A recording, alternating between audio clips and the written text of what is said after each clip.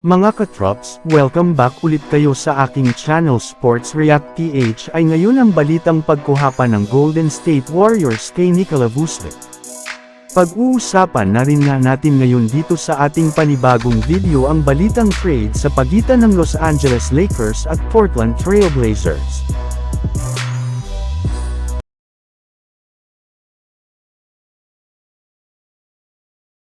Dahil nga mga katrops, mas lalong lumalala ang sitwasyon ng Golden State Warriors ngayong season ay seryoso na nga talagang kino-consider ngayon ng kanilang general manager na si Mike Dunleavy ang paggawa na ng trade as soon as possible.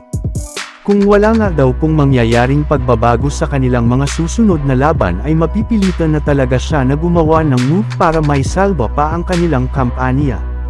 At isa sa mga sinasabing gawin nila dito ay ang pagkuha sa isa sa kanilang mga main target na si Nikola Vucevic mula sa Chicago Bulls. Alam nga po nila sa simula pa lang na available na ito sa trade. At kung sakali man nga makuha nila ito ay siguradong ang magagamit nila ang kanyang offensive, rebounding at defensive prowess para makabawi at maibaliktad ang sitwasyon ng kanilang team. Ngunit ayon nga sa kalalabas pa lang na balita, medyo magkakaproblema nga daw po sila sa pagkuha kay Vucevic since ayaw rin naman nga daw ng front office ng GSW na ibigay ang hinihinging future first round pick ng Bulls bilang kapalit nito. As of now nga ay hindi sila nagkakasundog dalawa kaya mukhang kakailangan pa nga nila na magkaroon ulit ng ilang araw na usapan para makagawa sila desisyon bago ang deadline.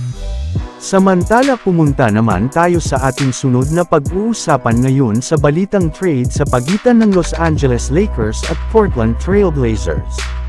Kinumpirma na nga mga katrops ng NBA insider na si Shams Charania ng ESPN na kahit man nagkaroon ng Los Angeles Lakers ng impressive na performance sa kanilang game laban sa Boston Celtics ay hindi pa rin nga sila kontento sa kanilang kasalukuyang lineup. Alam nga po ng kanilang front office na meron pa silang kahinaan at kailangan pa nila na mag-improve kung gusto man nila na maging competitive laban sa mga malalakas na kupunan. Sa katunayan, may lumabas nang ang balita na patuloy pa rin nga daw pong kinakausap o tinatawagan ni Rob Pelinka ang front office ng Utah Jazz para lamang makuha na si Walker Kessler sa pamamagitan ng isang trade. Maliban rin sa Jazz ay kinakausap rin naman nga ni Rob Pelinka ang ibang mga teams kagaya na lamang ng Portland Trail Blazers na isa sa mga magiging seller sa trade market bago pa man sumapit ang trade deadline. Ayon pa nga sa lumabas na balita, possible nga daw po na i-offer ng Lakers ang kanilang mga players na sina Jared Vanderbilt, Rui Hachimere, Gabe Vincent, isang future first round pick at isang pick swap para lamang makuha sina Jerami Grant at Robert Williams.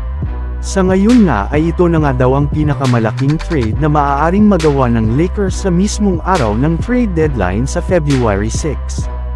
So yun lang nga mga katrops ang handog ko sa inyong storya ngayong araw. Sana nag-enjoy kayo. Please like and subscribe my YouTube channel Sports React PH para sa iba pang storya at update patungkol sa NBA. Kita-kits muli sa ating susunod na video.